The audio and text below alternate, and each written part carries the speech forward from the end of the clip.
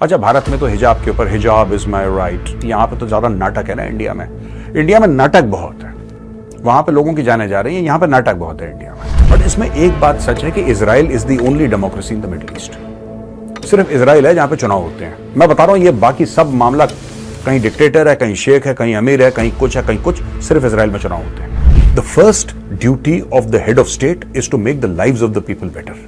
अगर किसी भारतवासी को ऐसा लगता है कि भारत बिना दुनिया से एंगेज करे आराम से रह सकता है, तो ये पॉसिबल नहीं है। It's a massive country and it's a strategically very important country. तो ये क्या हो रहा है कि ये जो देश है ना, ये फिर उभर के आएगा as a regional economic part, क्योंकि ऑयल एंड गैस तो सभी को चाहिए। आज तक पाकिस्तान का जो एग्जिस्टेंस है, पाकिस्तान की जो वैल्यू है, वो सिर्फ और सिर्फ एक बात पे है कि पाकिस्तान का बॉर्डर अफगानिस्तान के साथ होता है।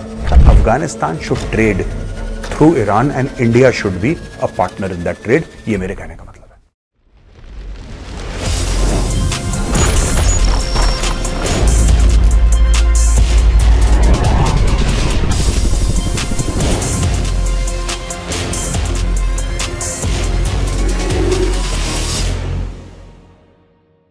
जय हिंद दोस्तों, मैं हूं मेजर गौरव आर्या और आप देख रहे हैं द चाणक्य डायलॉग्स। इस वीडियो को लाइक करिए और हमारे चैनल को सब्सक्राइब करना बिल्कुल भी मत भूलिएगा। मसूद पेज़ेश्कियां कौन है? इब्राहिम रईसी का आपने तो नाम सुना ही है, जो कि एक एयर क्रैश में मारे गए थे। उनका हेलीकॉप्टर क्रैश कर गया और वो खत्म हो गए। ईरान के प्रेसिडेंट थे, फिर इलेक्शन वहां पे हुआ। इलेक्शन होने के बाद मसूद पेज़ेश्कियां अब नंबर 1 आ चुके हैं, यानी कि सबसे ज्यादा वोट उनको मिले। एक हार्ट सर्जन हैं, एक रिफॉर्मर हैं, यानी कि जो समाज है वहां का उसको ठीक करना चाहते हैं, सोसाइटल रिफॉर्म्स की ये बात करते हैं, इकोनॉमिक रिफॉर्म्स की बात करते हैं, और सबसे बड़ी बात ये कहते हैं कि वेस्ट के साथ, यानी कि पश्चिमी देशों के साथ ईरान की जो नफरत चल रही है, इतनी ज्यादा नफरत चल रही है, उसको थोड़ा सा उस पर, जिसको कहते हैं ना, हल्का हाथ रखने की जरूरत है। ये इतना हल्ला करने की। मैं एक और चीज बताऊंगा आपको दोस्तों, ये भारत के लिए बड़ी इंटरेस्टिंग चीज हुई है। मैं ऐसा समझता हूं, ये मेरा एनालिसिस है कि इंडिया के लिए मसूद पेज़ेश्कियां प्रेसिडेंट बन गए ईरान के, इससे बहुत ज्यादा फायदा होगा भारत को। क्या फायदा होगा ये भी मैं इस चाणक्य डायलॉग्स में आपको एनालाइज करके बताऊंगा। देखिए, ऐसा है, ये 1979 के बाद जब शाह ऑफ ईरान को वहां से भगाया गया, वहां पे बगावत हो गई, रेवोल्यूशन हो गई, और ये पूरे के पूरे जो खमेनेई वगैरह ये जितने भी लोग थे जो टॉप पे आ गए, राइट, और वहां पे शियाइट थियोक्रेसी उसने जन्म ले लिया। यानी कि वहां पे शिया उसको मानते हैं, जैसे कि सुन्नी होते हैं, शिया होते हैं, तो शिया हैं ईरान में ज्यादा, बहुत ज्यादा, ओवरवेलमिंग मेजॉरिटी शियास की, तो शिया थियोक्रेसी है। तो इसमें कई सारी चीजें कि आप इस्लाम को ऐसे फॉलो करेंगे, इस्लाम को वैसे फॉलो करेंगे, और हिजाब नहीं पहनेंगे तो मार मार के पता नहीं कितनों को मार ही दिया क्योंकि आपने हिजाब नहीं पहना। एक बड़ा जिसको कहते हैं कि बड़ा ऑर्थोडॉक्स इंटरप्रिटेशन ऑफ इस्लाम, इसके लिए ईरान बड़ा मशहूर है। पत्थर से मार दिया, केनिंग कर दी, एग्जीक्यूशन हो गया, ये ईरान में आज की तारीख में भी बड़ा आम है। मसूद पेज़ेश्कियां कहते हैं कि ईरान को ना थोड़ा सा अपना डायरेक्शन बदलने की जरूरत है, और इसमें भारत का क्या फायदा है। चलिए मुद्दे पर आते हैं सीधा दोस्तों। अब मैं आपको बताता हूं थोड़ा सा इस चुनाव के बारे में। ये जो चुनाव है, इसमें इन्होंने ये वादा करा था जब उन्होंने कैंपेन करी मसूद पेज़ेश्कियां ने, के साथ वेस्टर्न नेशंस के साथ हम ज्यादा एंगेज करेंगे, और enforcement of countries compulsory heads का ऑफ लॉ। ये बहुत एक, देखिए अब दोस्तों, इनका ये कहना है कि ये जो बड़ा स्ट्रॉन्ग और बड़ा स्ट्रिक्ट वहां का हिजाब का लॉ है, उसको थोड़ा से सॉफ्ट कर देंगे। मसूद पेज़ेश्कियां कह रहे हैं। वहां पे दोस्तों पता है, साल भर से ज्यादा प्रोटेस्ट चले ईरान में। वो लड़की को मार दिया था, वो हिजाब नहीं पहनी थी तो पुलिस ने उसको जान से मार दिया। तो ईरान में लोगों ने फूंक दिए घर के घर, यार गाड़ियां फूंक दी, वहां पे पुलिस से भिड़ गए, कई लोग गायब हो गए, 150 से ज्यादा लोग गायब हैं जिनका पता ही नहीं है, वापस ही नहीं आए, पुलिस ने पता नहीं कहां गायब कर दिया। तो ईरान में जो है ना, जो ईरानियों को ऐसा लगता है कि ये हमारे ऊपर बहुत ज्यादा रिस्ट्रिक्शन डालते हैं, और वो लोग ऐसे हैं नहीं। मैं बार बार आपको ये कह चुका हूं दोस्तों, मैं ना ईरानियों से बहुत मिला हूं यार, मिला हूं ईरानियों, बहुत अच्छे लोग होते हैं। Iranians are very good people, they very hospitable people, बड़े इन द सेंस कि बड़े खुश दिल, खुश मिजाज, इस किस्म के लोग होते हैं ईरानी। इनके जो ऊपर बैठे हैं ना टॉप में, ये इनके मुल्ले मौलवी जो हैं, वो क्रैक हैं बिल्कुल। दे आर कंप्लीट लूनेटिक्स यार। और वो अजीबोगरीब हरकतें करते हैं और ईरान वाले खुद परेशान है। अब आदमी जब परेशान होता है क्या करता है, भिड़ ही तो सकता है। स्टेट से भिड़ गया वो। कितने लोग भिड़ गए वहां पे, कितने लोगों की जानें चली गई। एक लड़की को इतना मारा, उसने वो हेड स्कार्फ नहीं पहना था, हिजाब नहीं पहना था, उसको कोमा हो गया, फिर उसकी जान चली गई, फिर प्रोटेस्ट वहां पे जबरदस्त शुरू हो गए। तो ये कह रहा है आदमी, पेजेश्किन ये कह रहा है कि यार इस सबको खत्म करो ड्रामे को यार। अब अच्छा, वो ये नहीं कह रहा कि हिजाब मत पहनो, वो ये नहीं कह रहा। वो कह रहा है हिजाब पहनो लेकिन समझाओ। वो ये कह रहा है कि बातचीत करो, लोगों को एजुकेट करो, है ना। आप किसी को दबा के हम तुम्हें जान से मार देंगे, ये कौन सी बात होती है। अच्छा, भारत में तो हिजाब के ऊपर हिजाब इज माई राइट, यहां पे तो ज्यादा नाटक है ना। इंडिया में नाटक बहुत है। वहां पे लोगों की जाने जा रही है, यहां पे नाटक बहुत है इंडिया में। अच्छा, ये पेजेश्कियान ने यह बोला है कि मैं कोई ज्यादा चेंजेस नहीं करूंगा, कोई रेडिकल चेंजेस नहीं करूंगा, लेकिन धीरे धीरे धीरे धीरे मैं चेंजेस करूंगा। और यहां पे सुप्रीम लीडर अयतुल्लाह अल खमेनी को उन्होंने अल्टीमेट अथॉरिटी माना है in all matters concerning the state. अच्छा, लेकिन he is a soft man. अब देखिए, बात यह है कि उनको लिबरल माना जाता है ईरान में। He is considered to be a liberal, he is considered to be a soft guy. वो आपकी बात सुन लेंगे, ठीक है, ठीक है, जो उनको करना है करेंगे। लेकिन एक बात और, उनसे कहना, किसी ने कुछ बोला, किसी ने अपनी और राय उनके सामने व्यक्त करी, इसका मतलब नहीं कि अच्छा आहा आज इसने ये बोल दिया, लटका उसको उल्टा, उस टाइप का आदमी नहीं है वो। सुनेगा आपकी बात, आप उससे डिसएग्री करें, अग्री करें, वो बात की बात है, वो आपकी बात सुनेगा, उस टाइप का बंदा है। और जलीली को हराया है। जलीली ये है कि ये फॉर्मल न्यूक्लियर नेगोशिएटर है। अच्छा, ये सारी की सारी जो चीजें हो गई हैं दोस्तों, अब मैं मेन मुद्दे पे आता हूं जिसका आप भी इंतजार कर रहे होंगे। भाई बात यह है, दो तीन चीजें हैं। अगर ये कहते हैं कि वेस्ट के साथ हमने रिश्ते ठीक करने हैं, तो आप मुझसे बोलेंगे यार कि मेजर आप तो कह रहे हो कि वेस्ट के साथ रिश्ते ठीक करना है, भारत का क्या फायदा है इसमें। दोस्तों मैं आपको बताता हूं भारत का क्या फायदा है। जो नॉर्थ साउथ ट्रांसपोर्ट कॉरिडोर है, international north south transport corridor, वो आती है ईरान से, स्पेसिफिकली चाबहार पोर्ट से, जिसमें इंडिया की इन्वेस्टमेंट है। और जरदान वाली रेलवे लाइन भारत बना रहा है, जो कि बिल्कुल ऐसा जाएगी ना जैसे ये चाबहार है ऊपर जरदान।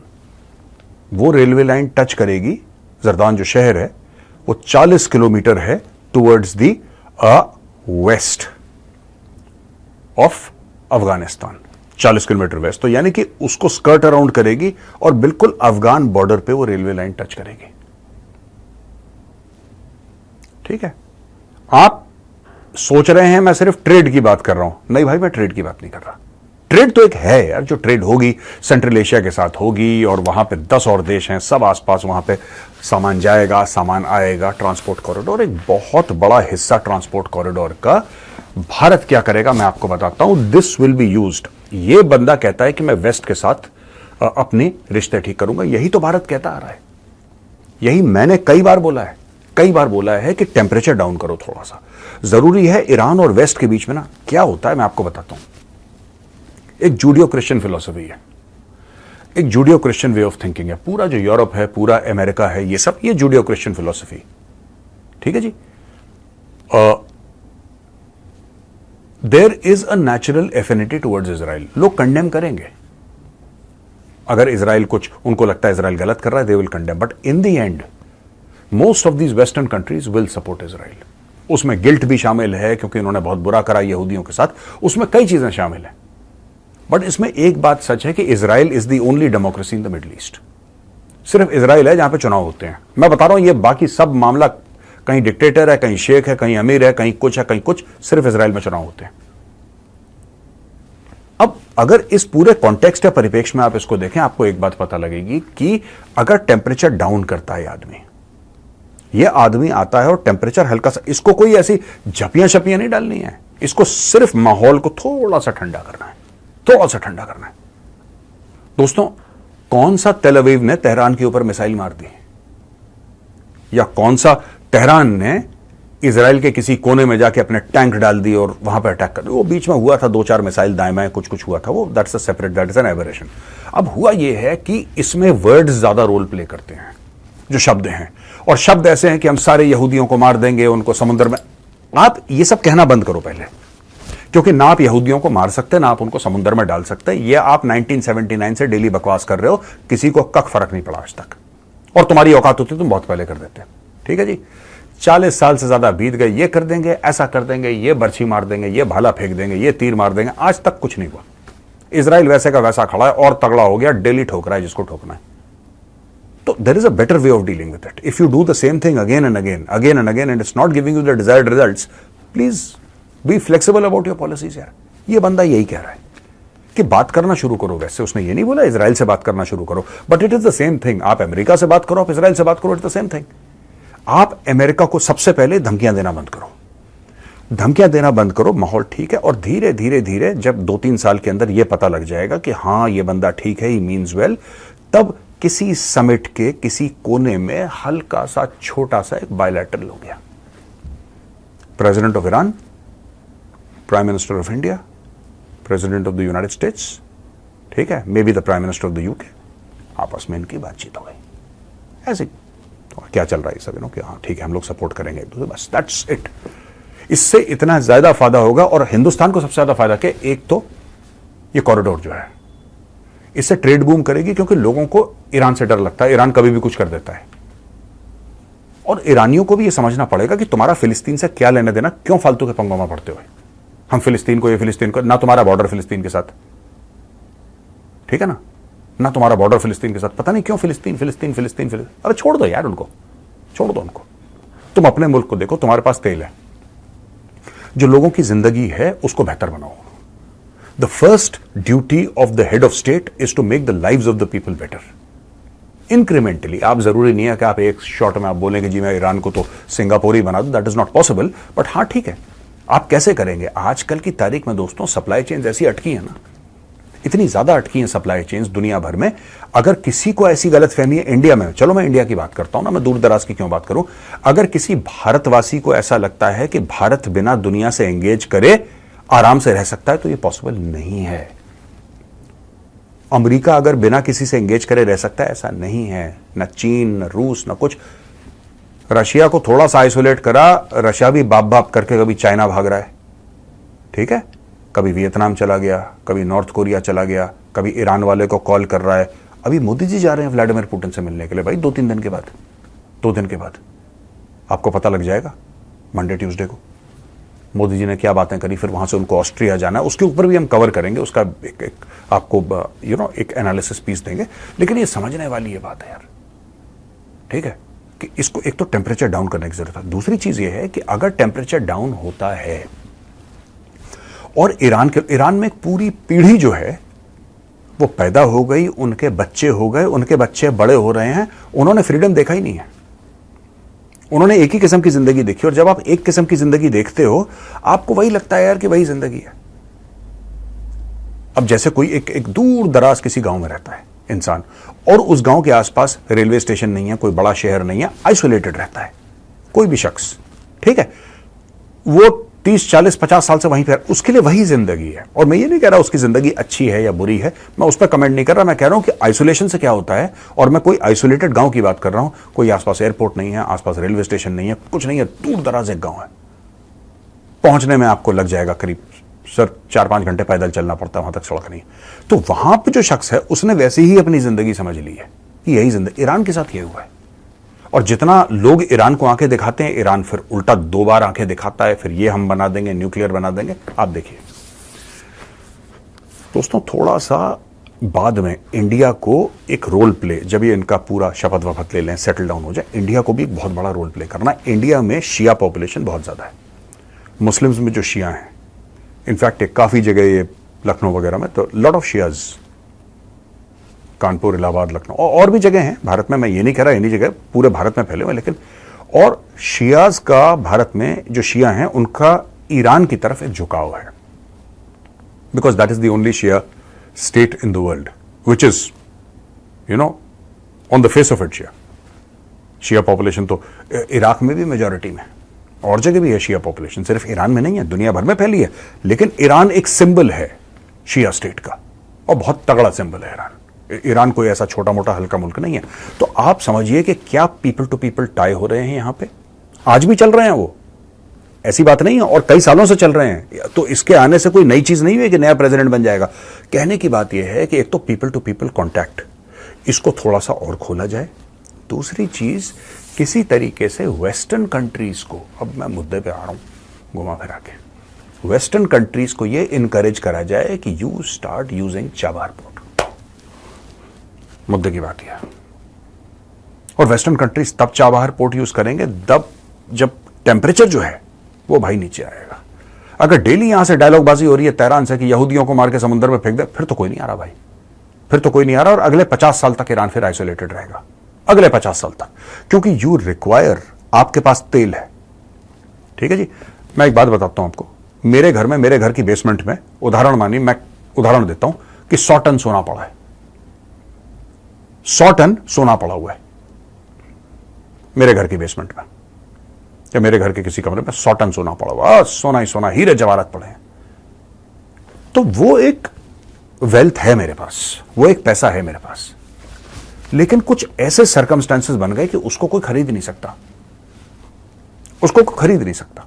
कभी कोई आया, चोरी से किसी ने कुछ खरीद लिया, मेरा काम चल गया, फिर चोरी से आया कोई खरीद लिया, लेकिन उसको कोई खरीद नहीं सकता। अगर मैं ये बोलूं कि साहब मेरे पास 100 टन सोना है और बोरी भर के हीरे जवाहरात हैं, और ये जो है पूरा मामला, ये मैं इतने अरब डॉलर का बेचता हूं, आओ कौन बोली लगाता है, और मेरे पास इतने अरब डॉलर आ गए,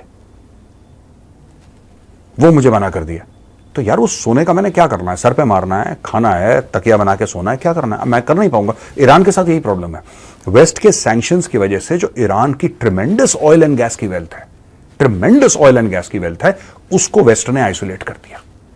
तो अगर वेस्ट के साथ ये बंदा नीचे टेम्परेचर अपने करता है, तो इसका यह है कि ईरान अपना ऑयल एंड गैस भी बेचेगा, ईरान के लोग बाहर जाएंगे, लोग अंदर आएंगे, ईरान की इकोनॉमी बूम होगी। इस पूरे रीजन की, अगर आप ईरान को मैप में देखें तो दोस्तों छोटा देश नहीं है, बहुत बड़ा देश है Iran. It's a very big country, land size wise बता रहा हूं आपको, it's a massive country and it's a strategically very important country. तो ये क्या हो रहा है कि ये जो देश है ना, ये फिर उभर के आएगा as a regional economic power, क्योंकि ऑयल एंड गैस तो सभी को चाहिए। और भारत के लिए जो सबसे बढ़िया बात है कि आप वेस्टर्न कंट्रीज को इंकरेज करिए, यूज चाबहार।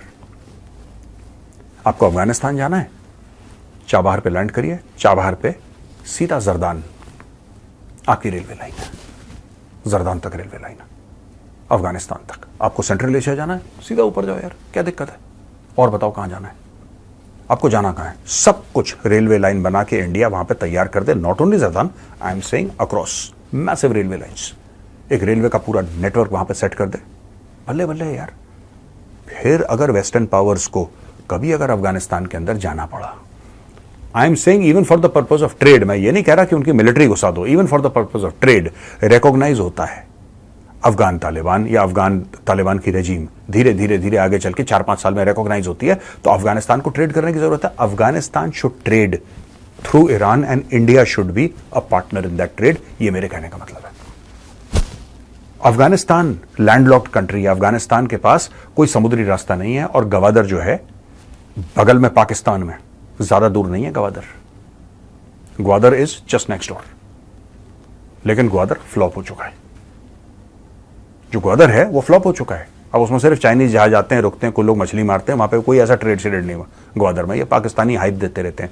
लेकिन Chabahar is a deep water port, deep water port है, बहुत सक्सेसफुल है। अगर इंडिया इनको मिलवाता है अपनी इमेंस डिप्लोमेटिक क्लाउड यूज करके, इंडिया जो नया प्रेसिडेंट है, नए प्रेसिडेंट को मिलवाता है अमेरिकन से, यूरोपियन से, और बोलता है कि ठीक है आप कुछ मत करो यार, आप दोस्ती मत करो उनके साथ, ठीक है, लेकिन आप थोड़ा सा आप गुरेज कीजिए, ये सब फालतू की बातें करने, हम ये मार देंगे, हम मिसाइल मार देंगे, न्यूक्लियर कर देंगे, ये सब कहना बंद करो। और 1-2 साल तक आप भी चुप रहो, आप भी चुप रहो यार, आप दोनों जस्ट शट अप यार, डोंट टॉक, चुप रहो, अपने आप टेम्परेचर डाउन होंगे तब आगे करके बात करेंगे। और हो सकता है ह्यूमैनिटेरियन असिस्टेंस चला जाए, क्या बुरी बात है, क्या बुरी बात है इसमें? अफगानिस्तान में इतनी प्रॉब्लम्स हैं, वहां पे people are this thing, maybe neutral country, maybe a neutral country, you know, which can say, let's say even Canada for that matter. Canada के कोई ज्यादा मिलिटरिस्टिक एम्स नहीं रहते हैं, वो फौजी उनकी इतनी है, चूरन भर की तो उनकी फौज है कनाडा की। अगर कनाडा कहता है कि हमें कुछ सप्लाईज भेजनी है, ह्यूमैनिटेरियन रिलीफ भेजनी है हमें Afghanistan, they should come, they should use Chabahar, they should use Zardan, go to Afghanistan. Idea is to circumvent Pakistan, Pakistan को गेम से ही निकाल दो। पाकिस्तान ने, पता है दोस्तों, पाकिस्तान के पास पोर्ट है, बिन कासिम पोर्ट कराची। पाकिस्तान ने इसी का खाया है। आज तक पाकिस्तान का जो एग्जिस्टेंस है, पाकिस्तान की जो वैल्यू है, वो सिर्फ और सिर्फ एक बात पे है कि पाकिस्तान का बॉर्डर अफगानिस्तान के साथ लगता है। किसी को पाकिस्तान में इंटरेस्ट नहीं है दोस्तों। कोई ऐसा बेवकूफ का बच्चा नहीं है जो पाकिस्तान जाना चाहता हो। सब अफगानिस्तान जाना चाहते हैं, सब सेंट्रल एशिया जाना चाहते हैं। और पाकिस्तान बीच में पड़ता है। तो पाकिस्तान कहता है कि नहीं साहब, अगर अमेरिकी फौजों को जाना पड़ेगा, ये जाना चाहते हैं वो लोग, in case they wish to go to Afghanistan, वो कहां से ले जाएंगे? हवाई मार्ग से तो सारा सामान आप ले जा नहीं सकते। It becomes too much, you have to use the sea. समुद्र, ईरान को आपने ब्लॉक कर रखा है, आपने ईरान को ब्लॉक कर रखा है, सैंक्शंस मार रखे हैं ईरान के ऊपर। बाकी बचा पाकिस्तान, जो कुछ डॉलर फेंको, बोटियां फेंको, लेट जाते हैं सड़क पे। ये कहते हैं हाँ साहब, हमारे ऊपर से चल के जाओ। पाकिस्तान को सरकमवेंट करना जरूरी है। और ये जो बंदा आया है दोस्तों, मसूद पिज़ेश्कियां, मसूद पिज़ेश्कियां का आना, सबसे बड़ी बात यह है कि अगर इस आदमी ने अपने कार्ड्स ठीक से खेले, अपने पत्ते इसने ठीक खेले, और इंडिया ने अपने पत्ते ठीक खेले, तो पाकिस्तान जो है परमानेंटली कट ऑफ हो जाएगा, परमानेंटली आइसोलेट हो जाएगा। दोस्तों, यह हमें बात समझने की जरूरत है। इस आदमी के आने से बहुत बड़ी उम्मीद बंधी है for Afghanistan, for India, for Iran and to hell with Pakistan. कैसा लगा दोस्तों आज का वीडियो? पसंद आए तो उस वीडियो को लाइक करिए, हमारे चैनल को सब्सक्राइब करिए, बेल आइकन दबाना बिल्कुल मत भूलिएगा। जय हिंद, वंदे मातरम, भारत माता की जय।